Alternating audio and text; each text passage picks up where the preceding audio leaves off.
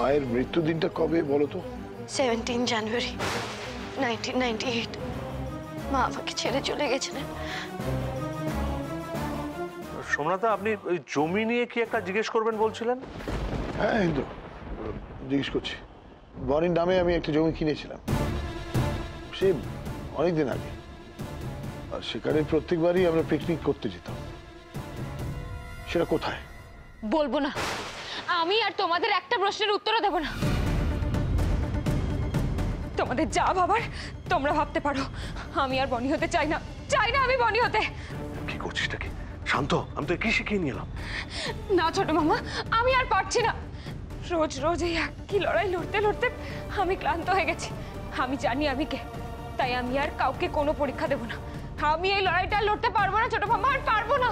শেখর, শেখর, ওকে বোঝাও যে ও সব উত্তরগুলো দিয়ে দিলে তো প্রমাণ হয়ে যাবে যে ওই আসল বনি।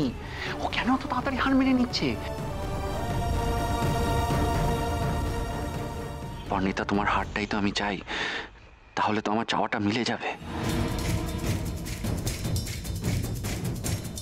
সোহম, বনি যেটা চাইছে সেটা করতে দিন। ওর মন থেকে কষ্টটা বেরিয়ে যেতে দিন, ওকে আটকাবেন না। বর্ণিতা, বর্ণিতা, তুমি উত্তরগুলো দাও না। ওনারা যখন চাইছে তখন উত্তরগুলো তুমি দাও, যে এখান থেকে চলে যাও। কেন দেবো? আপনি তো বিশ্বাস করেন আমি বড়। প্রতিদিন আমি নিজের অস্তিত্বের প্রমাণ দিতে পারবো না। প্রতিদিন আমি সবার এত প্রশ্নের মুখোমুখি হতে পারবো না, পারবো না আমি। তুমি আমার কষ্টটা বোঝার চেষ্টা করো। আমিও তো চাই আমার মেয়েকে কাছে পেতে। কিসের মেয়ে? কোন মেয়ে? আমি সত্যি আমার আসল বনিকে ফিরে পেতে চাই। কিন্তু আমি তো আর বনি হতে চাই না। সোমনাথ চ্যাটার্জির মেয়ের পরিচয় আমার কোনো দরকার নেই। আমি আমার কেউভূতের স্ত্রী, আর সেটাই আমার কাছে যথেষ্ট। আর কিচ্ছু চাওয়ার নেই আমার। এখানে আমি আর অসম্মানিত হতে চাই না। তাই কেউভূতের নামে সিঁদুর নেই, আমি শেষ হয়ে যেতে চাই। শেষ করে দেবো আমি নিজেকে, শেষ করে দেবো। হ্যাঁ, শেষ করে দেবো আমি নিজেকে।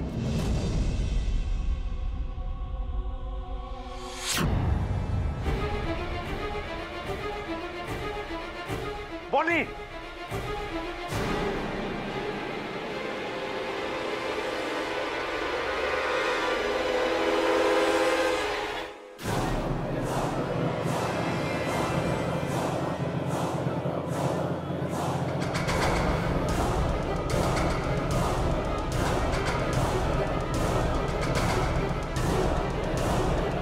বর্ণিতা, বর্ণিতা, কি করছো নাকি তুমি? বনি, বনি, এটা তুই কি করছিস? শেখর, শেখর, তুমি ওকে আটকাও।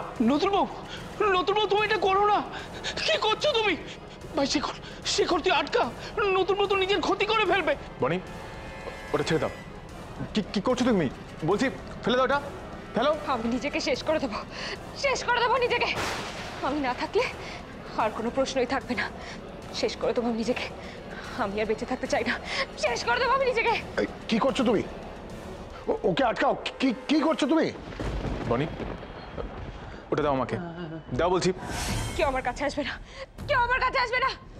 শেষ করে দেবো আমি নিজেকে, শেষ করে দেবো। আরে এটা করো না, এমনটা করো না। এই শেখর, শেখর, ধরো ওকে।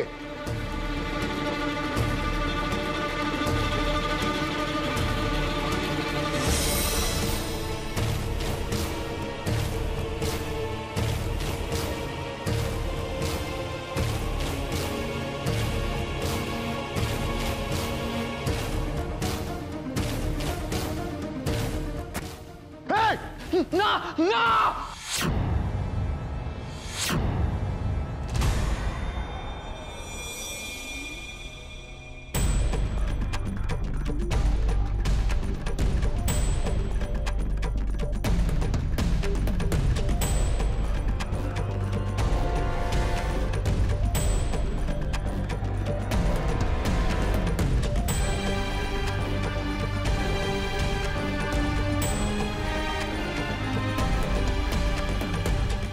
বর্ণিতা, বর্ণিতা, বর্ণিতা, কি করলে তুই? এটা কি করলে বর্ণিতা? চোখ খোলো, চোখ খোলো, চোখ খোলো, চোখ খোলো। কিচ্ছু হয়নি তোমার, কিচ্ছু হয়নি।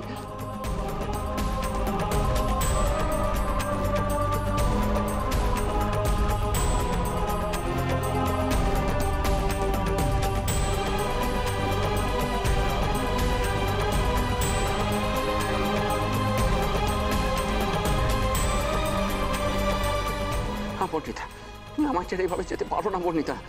আমি আমি তোমার ছাড়া বাঁচতে পারবো না বর্ণিতা। আমি ভালোবাসি, আমি তোমায় পাগলের মতো ভালোবাসি বর্ণিতা। আমি আমি আমি তোমায় পাওয়ার জন্য, সবার থেকে তোমাকে ছিনিয়ে নেওয়ার জন্য আমি ওই মেয়েটাকে এখানে বনি বলে পাঠিয়েছিলাম। হ্যাঁ,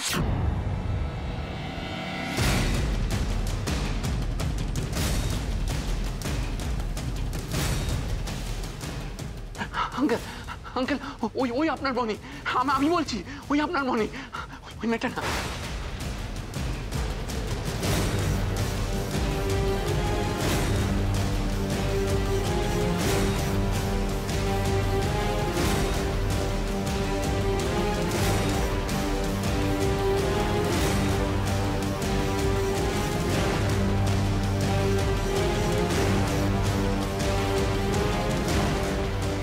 আমি সবাইকে বলে দিয়েছি, এবার চোখ খোলো, তুমি শুধু আমার, তুমি আর কারোর হতে পারো না।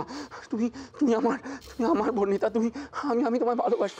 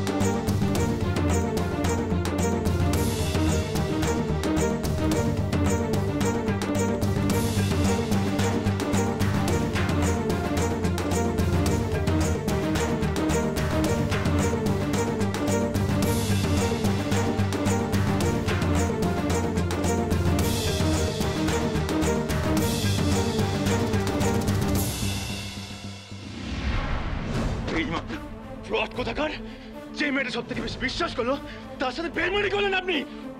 নাকি তুমি জেলের ঘরে টানিয়ে ছাড়বো। গৃহভূত,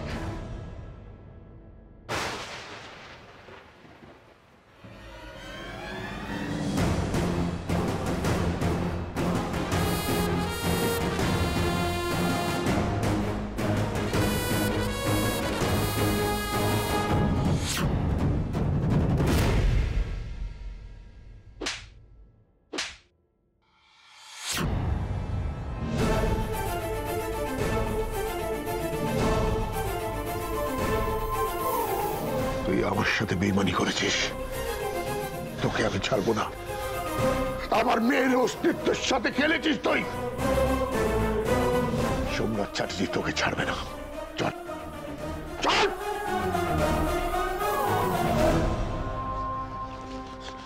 চল,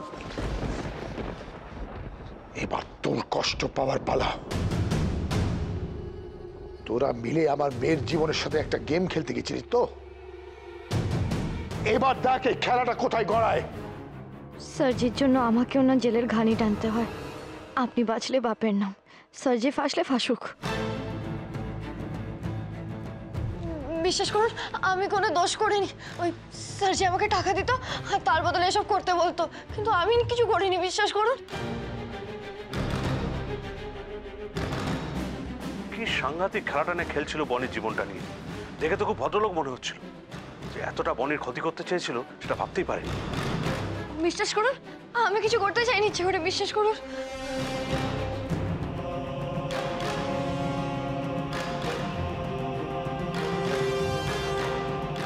কেন করলেন সোহম? আমার সাথে আপনি এটা কেন করলেন? কেন করলেন সোহম? কেন কেন করলেন আমার সাথে এটা? কেন করলেন সোহম? কেন? আমি তো আপনাকে বিশ্বাস করেছিলাম সোহম, সব থেকে বেশি ভরসা করেছিলাম আপনাকে। সবাইকে বলেছিলাম সোহম আমার বেস্ট ফ্রেন্ড। আর আপনিও তো সবাইকে বলতেন আমি আপনার বেস্ট ফ্রেন্ড। আমার জীবনের সব থেকে কঠিন সময় আপনি আমার পাশে ছিলেন। ওসব ওর অভিনয় ছিল নতুন বউ। অভিনয়? তুমি জানো কচিদা, উনি আমাকে প্রমিস করেছিলেন উনি গৃহভূতের হাতে আমাকে তুলে দেবেন। নিজের কাছে নিজে প্রমিস করেছিলাম যতক্ষণ না আমি তোমাকে শেখরবাবুর কাছে ফিরিয়ে দিতে পারছি আমি তোমার পাশে সব সময় থাকবো। সব মিথ্যে ছিল তাই না? সব মিথ্যে ছিল তাই না? আপনি তো বলেছিলেন আপনি আমার মুখে সবসময় হাসি দেখতে চান, আর আজ আপনি আমার মুখ থেকে হাসি কেড়ে নিতে চাইলেন। আমার মতো দেখতে একটা মেয়েকে জোগাড় করে এনে আমার জীবনটাকে আপনি ছাড়খাড় করে দিতে চাইলেন। কেন সোহম? কেন? কেন বলুন সোহম, কেন? কারণ আমি যে তোমায় ভালোবেসেছি।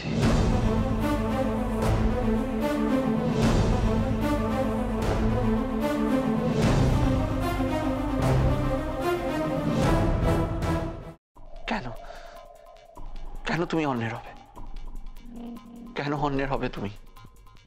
যত কাছে এসেছি ততই ভালোবেসেছি, বোঝাতে পারিনি। আর কি করি বা বোঝাবো বলো? তোমার মনে তো অন্য কেউ ছিল, তোমার ভালোবাসাও ছিল অন্য কেউ। আর এই সোহম তো ছিল তোমার বেস্ট ফ্রেন্ড বর্ণিতা। কিন্তু কেন হবে? আমাকে বলো কেন হবে? তুমি যদি আমার নাই হবে তাহলে কেন এসেছিলে তুমি আমার জীবনে? কেন এসেছিলে তুমি? আমি তো একটা খুব সাধারণ জীবন চেয়েছিলাম। কাজে যাওয়া, কাজ থেকে ফিরে আমার বাচ্চাদের সাথে হাসি খেলা, সব পরিবারের সাথে বসে একসাথে টাইম স্পেন্ড করা। আজ এই মানুষটা আমার কলার ধরেছে। আমি ঠকেছি বলে এই মানুষটা আমার কলার ধরেছেন, কিন্তু আসলে ঠকেছি তো আমি। হ্যাঁ, আমি ঠকেছি। আমাকে মিথ্যে কথা বলে আমার সঙ্গে বর্ণিতার বিয়ে দেওয়া হয়েছে, বর্ণিতার পাস্ট লুকিয়ে আমার সঙ্গে বর্ণিতার বিয়ে দেওয়া হয়েছে। কিন্তু কই, তখন তো আমি আপনার কলার ধরিনি। ধরেছিলাম কি মিস্টার চ্যাটার্জি? পারিনি আপনার কলার ধরতে, কেননা আপনি যাকে আমার হাতে তুলে দিয়েছিলেন সেই নিষ্পাপ ফুলের মতো মনটাকে আমি যে বড্ড ভালোবেসে ফেলেছিলাম। আমি সেদিন সত্যি কষ্ট দিতে চাইনি তোমাকে। আমি ভেবেছিলাম যে তোমার ভালোবাসা তোমার গেয়ে ভূতের হাতে আমি তোমাকে তুলে দেব। তাহলে সেটা করেননি কেন? আমি করতেই তো চেয়েছিলাম। হ্যাঁ, করতে চেয়েছিলাম, কি বর্ণিতা করিনি? আর যখন দেখলাম যে শেখর তোমাকে অপমান করে ওখান থেকে তাড়িয়ে দিয়েছে, তখন আমার মনে হয়েছে যে আমার ভালোবাসাকে শেখর এইভাবে অপমান করতে পারে না শেখর এইভাবে অপমান করতে। আর ভেবেছিলাম যে শুধু আমি তোমাকে ভালো রাখবো, আর কেউ তোমাকে ভালো রাখতে পারবে না, আর কেউ তোমাকে ভালো রাখতে পারবে না। আর একটা কথা কান খুলে শুনে রাখুন, সাবধান করে দিয়ে গেলাম আপনাকে যদি আমার স্ত্রীর আশেপাশে কখনো কোনোদিনও দেখি, তাহলে আমার চেয়ে খারাপ কেউ হবে না, কেউ না। আমার ফ্যামিলি বাইরে চলে যাওয়াতেও আমি কিন্তু চাইনি। শুধুমাত্র বর্ণিতার জন্য আমি এখানে রয়ে গেছি, ওর পাশে সবসময় যাতে আমি ওর পাশে থাকতে পারি। কিন্তু বর্ণিতা এতটুকু বুঝলো না আমার ভালোবাসাকে, এতটুকু। শেখর এসে যাওয়াতেই সে চলে গেল তার কাছে। আর যে সোম সব সময় তার পাশে, তার ক্রাইসিসে তার সঙ্গে ছিল, তাকে একবার ফিরে পর্যন্ত দেখলো না। কেন বর্ণিতা? কেন? যে লোকটা তোমাকে এত কষ্ট দিয়েছে, এত দুঃখ দিয়েছে, কাঁদিয়েছে, সেই লোকটা আজকে তোমার কাছে এত বড় হয়ে গেল। আর আমি বর্ণিতা, যে সব সময় তোমার পাশে থেকেছি, সব সময় তোমাকে আগলে রেখেছি আমার ভালোবাসা দিয়ে, তার কোনো দাম নেই? তাহলে তোমার জীবনে আমার কোনো জায়গা কেন থাকবে না? কেন? আমি তো আপনাকে তেমন কোনো আশা কখনো দিইনি সোহম। আশা জাগে বর্ণিতা, আশা জাগে। আমার ভালোবাসায় তো কোনো খাদ ছিল না। প্রতিটা দিন, প্রতিটা মুহূর্ত তোমার সঙ্গে চলতে চলতে আমার আশা বিশ্বাসে পরিণত হয়ে গিয়েছিল যে তুমি শুধু আমার, শেখরের নয়, শুধু আমার। তুমি শুধু আমার, সোহমের। ভেবেছিলাম মৌকে শেখরের সামনে এনে দাঁড় করালে শেখর মৌকে বনি বলে বিশ্বাস করবে, আর আমি তোমায় পেয়ে যাব সারা জীবনের মতো। কিন্তু এই মৌকে আপনি পেলেন কোথায় সোহম? একদিন রাস্তায় যেতে যেতে হঠাৎ আমি মৌকে রাস্তা পার হতে দেখলাম। দেখে আমি চমকে উঠেছিলাম। যে একদম একদম সেই সে বনির আগের মুখ।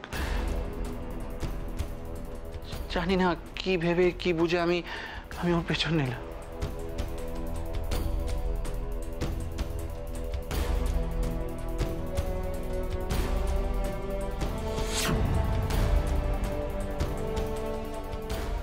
আমার দরকার ছিল টাকার, হ্যাঁ টাকার, আর আমার দরকার ছিল তোমাকে।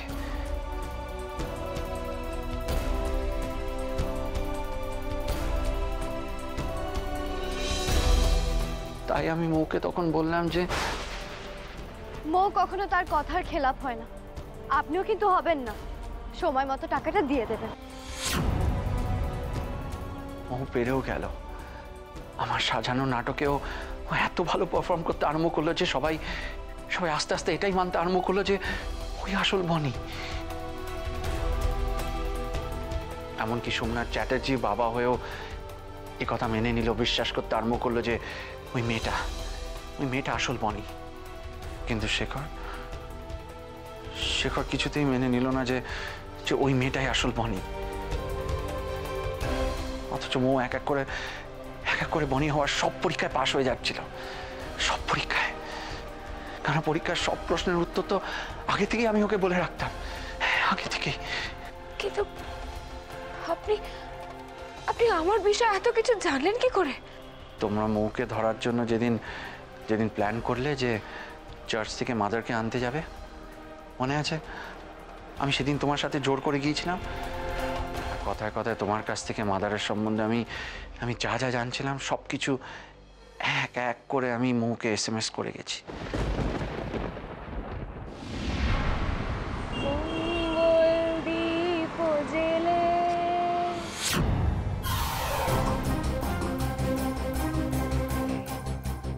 কিন্তু মোহনপুরের কথা, আমার শ্বশুর বাড়ির কথা, এগুলো তো আমি আপনাকে কখনো বলিনি। এগুলো আপনি জানলেন কোত্থেকে? ওসব ব্যাপারে আমায় ঘুরিয়ে হেল্প করেছে শেখর।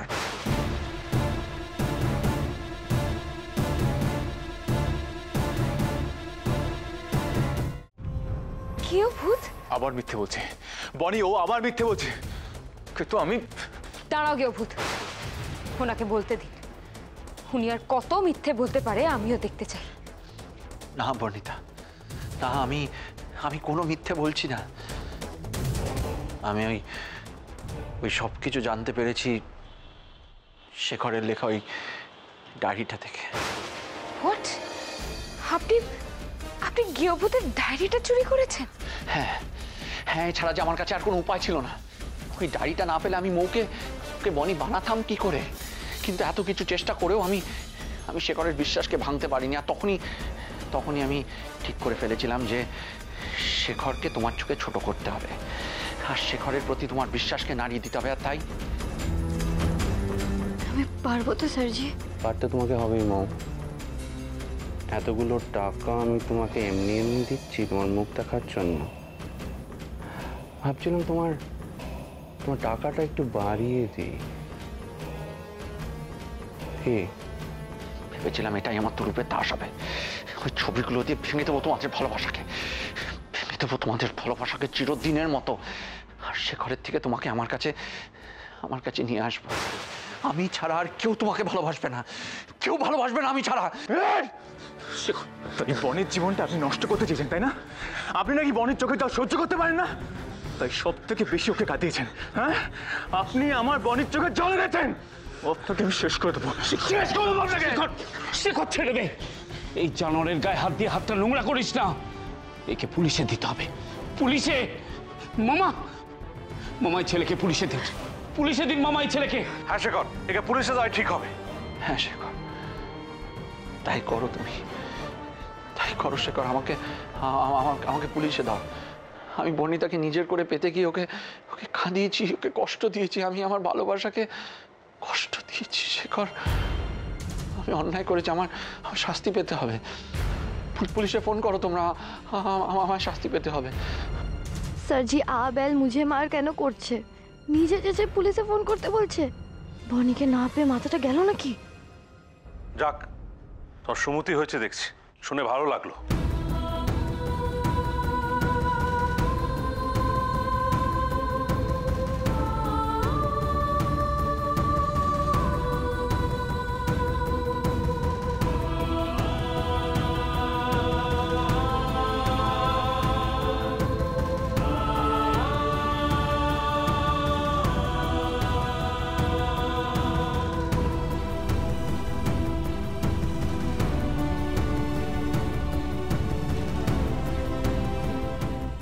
বাবা।